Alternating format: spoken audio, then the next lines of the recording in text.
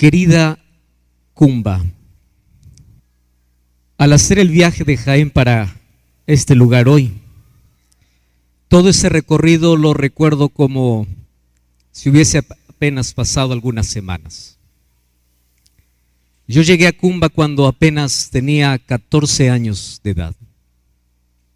Yo no sé si todavía recuerdan aquellos que en ese tiempo organizaron una conferencia. Estuvimos aquí durante 15 días en un coliseo de gallos. Y durante esos 15 días vimos el poder de Dios aquí en esta ciudad. Pasaron algunos años y también visité Cujillo. Me dio tanta alegría poder ver y abrazar a hermanos de Cujillo, aquellos que viajaron algunas horas para poder estar aquí. Qué bueno es poder volver a ver rostros conocidos. Mas qué bueno es poder ver personas que probablemente no los conozco, pero están aquí porque durante todo este tiempo tuvieron un encuentro con Jesús o porque hoy están aquí siendo invitados para poder escuchar un mensaje de la palabra de Dios. Yo estoy orando para que Dios una vez más pueda hablar a nuestro corazón hoy. Y hoy aquí en Perú es el día de la independencia. Hoy 28 de julio, las casas colocan una bandera roja y blanca. Todos, inclusive cantamos nuestro himno nacional. Y nuestro himno dice, somos libres, seámoslo siempre. Y me encanta esa palabra, libertad. Solo que libertad, lejos de Jesús, es apenas una ilusión. La verdadera libertad comienza en el corazón. La verdadera libertad no es ser libre de la esclavitud simplemente exterior. La verdadera libertad se vive cuando conoces a Cristo. De nada sirve haber sido libres de un yugo externo cuando el corazón sigue esclavizado de vicios. De nada sirve proclamar una independencia externa cuando el corazón sigue preso. Mas yo espero que en este día, al cantar que somos libres y seámoslo siempre, podamos apreciar y amar la verdadera libertad que solamente vive en Cristo Jesús. Y en esta tarde yo quiero abrir la palabra del Señor en el libro de Juan capítulo 11. Y desde que comenzó esta caravana, estoy tomando las expresiones que Juan registra, por lo menos 8 veces, para poder mostrar quién es Jesús.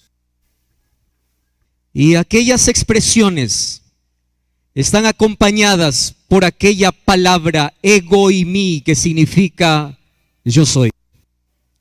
Ya estudiamos en otros lugares cuando Jesús dice, yo soy el pan de vida, yo soy el buen pastor, yo soy el camino, la verdad y la vida. Mas hoy yo quiero estudiar con ustedes una de las promesas más extraordinarias basado en el libro de Juan capítulo 11. Vamos a leer el versículo 44 y ahí el versículo 45. Allí dice, y el que había muerto salió atadas las manos y los pies, con vendas y el rostro envuelto en un sudario. Y Jesús les dijo, desatadle y dejadle ir. Muchos de los judíos que habían venido para acompañar a María vieron lo que Jesús y creyeron en él. Pero algunos de ellos fueron a los fariseos y les dijeron lo que Jesús había hecho. Entonces ellos se reunieron para poder planear la muerte de Jesús. Mas ¿cuál es el punto principal? El punto esencial está en el versículo 25. En ese diálogo íntimo que tiene Jesús al visitar a una familia que acaba de perder un ser querido. Y me encanta esta figura, porque claro, nosotros no podemos hacer lo mismo. Cuando vamos a visitar a alguien que perdió un ser querido, a veces lo abrazamos, a veces intentamos argumentar, y solamente aquellos que han perdido a alguien que ama mucho sabe que cuando alguien pierde a alguien que ama, no existe palabra humana que pueda consolar. A veces la presencia es suficiente, a veces un abrazo es suficiente, a veces el espíritu es suficiente, mas Jesús, cuando visita a alguien que perdió un ser querido, le dice así en el versículo 25: yo soy la resurrección y la vida, y el que cree en mí, aunque esté muerto, vivirá. Bueno, yo quiero contar en esta tarde 3 cosas extraordinarias de una historia que yo les voy a pedir que ustedes puedan allí leer en casa con detenimiento. Juan capítulo 11 narra la historia de la muerte de uno de los amigos de Jesús. Ese amigo se llamaba Lázaro. Lázaro amaba a Jesús y Jesús amaba a esta familia. Y aquí viene la primera interrogante. ¿Los hijos que aman a Dios también enfrentan la muerte? Sí. ¿Los hijos que aman a Dios también enfrentan crisis? Sí. ¿Aquellos a quien Dios ama también sufren problemas? Sí. Porque mientras estemos en este mundo, nadie está excluido del dolor. El dolor es una de las cosas más terribles e inexplicables de nuestra experiencia. Mientras estemos en este mundo, cristianos y ateos, creyentes e incrédulos, religiosos y no, todos pasaremos por enfermedad y muerte. Muchas veces el falso evangelio que por ahí se proclama es: si tú vienes a Jesús, tus problemas acabarán. Si vienes a Jesús, el mal no te tocará. Si vienes a Jesús, todos tus problemas se irán. Eso es mentira, porque Jesús nunca nos prometió que mientras estemos en este mundo estaremos excluidos del dolor. Jesús nos prometió que en el dolor nos acompaña, en el dolor nos visita, en el dolor nos abraza, en el dolor nos consuela. Y aunque el dolor sea inexplicable muchas veces, y aunque el dolor sea inevitable, porque todo lo experimentamos, y aunque el dolor sea intransferible, todos pasaremos por esa experiencia. Mas aquí Jesús dice un asunto importantísimo en esa historia. En el versículo 4 dice que cuando Jesús escuchó que su amigo estaba enfermo, Jesús dice así: esta enfermedad no es para muerte, sino para la gloria de Dios. Segundo punto importante: aunque el dolor nos acorrala, aunque el sufrimiento es parte de nuestra experiencia, muchas veces nuestra crisis es el momento donde Dios manifiesta su gloria. Es en medio del dolor que podemos ver el esplendor de la gloria de Cristo. Es en medio de la muerte que podemos ver resurrección. Es en medio de la crisis que podemos ver esperanza. Y cómo me encantaría que todos los seres humanos podamos tener la visión de Dios frente a los problemas. ¿Cuál es la visión de Dios? El ser humano, cuando enfrenta problemas, se enloquece, se desespera, llora, grita, quiere morir, quiere suicidarse, quiere acabar con su vida, porque su visión es limitada. Y miren lo que estaba sucediendo. Mientras algunos veían muerte, Dios veía gloria. ¡Qué tremendo! Mientras algunos veían que la enfermedad estaba acabando a Lázaro, Jesús ve la oportunidad para mostrar su gloria. Mientras tú ves problemas, Dios ve su poder. Mientras tú ves una emboscada, Dios ve la salida. Por eso es que el apóstol Pablo nos invita y dice: poned su mirada en las cosas de arriba. Y cuando yo oro, la oración me eleva, me levanta, me lleva hacia la presencia de Dios. Y cuando estoy en la presencia de Dios, yo comienzo a mirar la vida de manera diferente, las cosas de manera diferente, enfrento la situación de manera diferente. ¿Por qué? Porque una cosa es mirar las cosas de abajo y otra cosa es mirar de arriba.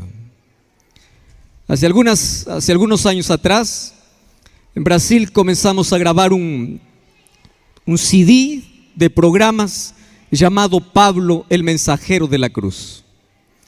Ese DVD nos llevó a recorrer varios lugares.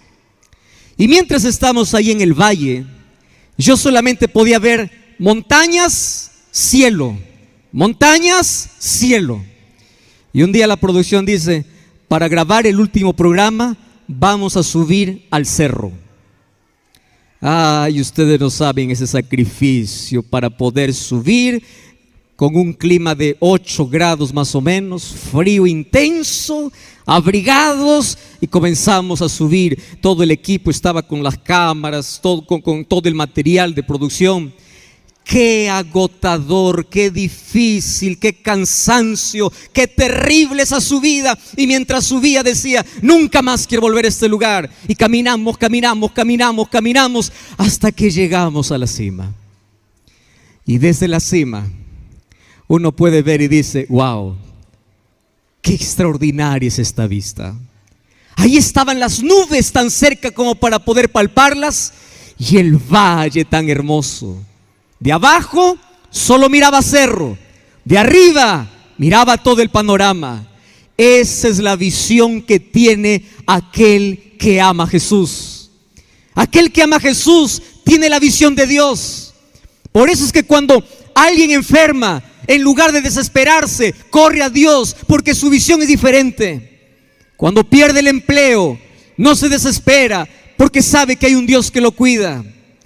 Cuando pierde un ser querido, Pablo dice que no se enloquece como aquellos que no tienen esperanza. ¿Por qué? Porque donde todos ven muerte, el cristiano ve resurrección. Donde todos ven fracaso, el cristiano ve victoria. Donde todos miraban la muerte de Lázaro, Jesús miraba la gloria de Dios. Ese es el cambio de visión que Dios quiere entregarte. Mientras estés en el valle, mientras estés abajo, mientras estés en el pecado, te vas a desesperar porque solo verás montañas y cielo. Pero mientras estés en Cristo, podrás ver de manera diferente la vida. Y aquí vamos para el tercer punto de hoy. Jesús demora y Jesús llega cuando Lázaro había muerto. Hay muchas personas que siempre piensan de que Jesús llega tarde en la vida. Y yo no pienso que Jesús llega tarde. Dios jamás llega tarde a la vida. Él siempre llega con algo mejor a la vida. Las hermanas le habían pedido curación para su hermano, mas Jesús tenía algo mejor, y lo mejor era darles resurrección. Pero a mí me encanta aquel diálogo que Jesús tiene entre Marta y María, mientras ellas están viviendo ese proceso de duelo. Todos aquellos que hemos perdido a un ser querido, sabemos que la primera semana de duelo es la semana de mayor crisis. Yo perdí a mi padre hace unos años atrás. Tuve que venir de emergencia desde Brasil para poder enterrar a mi padre. Él estaba sufriendo ya por algún tiempo. Yo estaba orando para que el Señor pueda confortarle y darle paz a su corazón. Y yo no tuve el privilegio de poder acompañar ahí en sus últimas palabras. Mas yo llegué, y cuando abracé a mamá, mamá me dijo una cosa tan interesante. Me dijo: Antes de morir, tu papá se puso a cantar. Y cuando yo me acerqué al féretro donde mi padre se estaba velando, en mi cabeza estaban evocados tantos recuerdos de aquellos que yo viví desde la infancia. Pero aquí en mi corazón ardía la esperanza. Papá murió cantando. Papá murió cantando. Aquella fe que él me enseñó cuando era niño era la fe que le sostuvo hasta los últimos momentos de su vida. Y sabes que la primera semana es la semana de mayor crisis. Yo recuerdo aquel vacío cuando yo estaba allí. Comencé a ir a los lugares donde iba con papá y donde parecía que en el oído escuchaba las historias de él, cuando él me contaba cuando todavía era muchacho. Miré a una montaña donde él me llevó cuando tenía 8 años. Y en esa montaña, mientras estábamos recogiendo leña para poder regresar a la casa o traer leña a la casa, mi padre dejó el hacha y en esa montaña dijo: vamos a orar. Y ahí me entregó al Señor. Y allí Él colocó el sueño que tenía para mi vida. Y Él nunca vio ese sueño realizado. Yo tengo tantas cosas para contarle cuando llego al cielo. Lo que quiero decirte es que en esa semana, la primera semana, es la más crítica. Y lo que más te duele son los recuerdos, es la vivencia. Imagino si aquí hay una esposa que perdió al esposo, un hijo que perdió a un padre, una madre que perdió a un hijo. ¿Cómo duele entrar a ese cuarto y verlo vacío? ¿Cómo duele sentarse a la mesa y ver que hay un asiento vacío? Esa semana de crisis, en el momento más oscuro, cuando ya no hay más esperanza porque el cadáver estaba enterrado, Jesús llega. Llega en la hora de mayor crisis. Llega cuando los recuerdos duelen. Y allí llega Jesús y comienza a hacer un diálogo con Marta y María y le dice: mira, yo quiero que tú creas, porque si tú crees, tu hermano va a resucitar. Y el versículo 24 dice: Marta le dice: yo sé que resucitará en el día postrero. Y allí viene la promesa: no, María, no, Marta, yo soy la resurrección y la vida. El que cree en mí, aunque esté muerto, vivirá. Y todo aquel que vive, cree en mí, no morirá eternamente. Cree, yo tengo vida, yo soy la resurrección. Y aquí Marta y María obviamente comienzan a dudar y Jesús comienza a reprender. ¿Y qué cosa es lo que me emociona de esta promesa que Jesús hace? ¿Sabes cuál es la promesa? Que aquello que nos da tanto temor en esta vida no debe más asustarnos. ¿Qué cosa es lo peor que puede suceder en la vida? Quedarte sin nada, se recupera. Perder dinero, sigues trabajando, recuperas. ¿Qué cosa puede haber peor en la vida? Lo peor, la muerte. Cuando llega la muerte parece que todo acabó. Parece, pero aquel que cree en Jesús dice que no morirá eternamente. Aquel que cree en Jesús cree en la resurrección y la vida. Por eso es que nuestros funerales son diferentes. Nosotros lloramos en el cementerio, pero mientras lloramos cantamos, porque sabemos que los seres que enterramos, un día esas tumbas se abrirán para poder abrazarlos nuevamente. Por eso es que la muerte no nos atemoriza. Y aunque amamos vivir, cuando sabemos que la muerte llega, no viene para hacer la experiencia más amarga, porque nuestra esperanza está en Jesucristo. Y en esta tarde te voy a decir en el nombre de Cristo: hay dos maneras de ver la muerte: la muerte como un punto final o la muerte apenas como una coma. La muerte es una pausa, la muerte es un paréntesis, porque todo aquel que cree en Jesús un día se levantará para vivir eternamente. Y estoy hablando para ti que has perdido un ser querido. Estoy hablando por una madre que perdió a su hijo en un accidente. Estoy hablando para alguien que vino la tragedia a su vida y tú dices: ¿cuándo va a parar este dolor? Perdiste a tu esposo, perdiste a tus hijos, perdiste el empleo, tu vida va de pérdida en pérdida. Quiero decirte que en tu noche más oscura, en tus lágrimas más espesas, en tu soledad, Cristo aparece para decirte: no todo está perdido, porque yo soy la resurrección y la vida. Un día las tumbas se abrirán, un día todo aquel que murió en Jesús resucitará.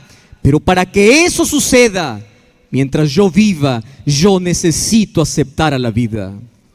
¿Y la vida quién es? La vida es Jesús. Él es la resurrección y la vida. Él es la esperanza. Yo soy la resurrección y la vida. Y el que cree en mí, aunque esté muerto, vivirá.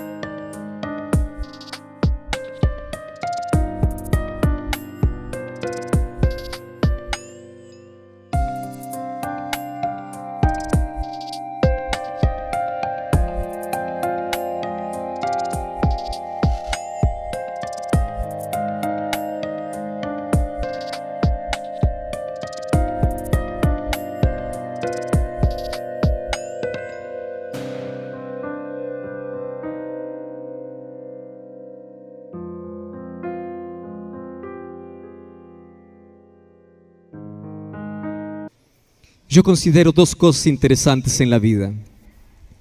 Tragedia no es morir.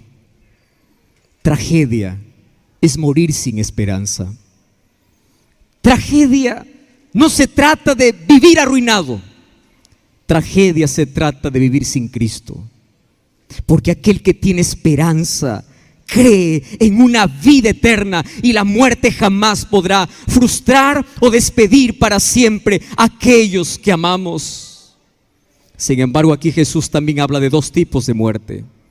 Porque aquí Jesús dice: aquel que cree en mí no morirá eternamente. Significa que aquel que no cree en Él, cuando muere, muere eternamente. Y en esta tarde yo quiero concluir con la parte más interesante de la historia. La parte más importante sería: cree en Jesús, Él es la vida. No tengas miedo a la muerte. Y si es que perdiste un ser querido, fortalece tu esperanza que un día vas a volver a abrazar a tus seres queridos. Mas la parte que me conmueve de esta historia no es tanto el dolor de Marta y María, porque Jesús va a hacer un milagro. La parte que más me conmueve es por qué Jesús llora en medio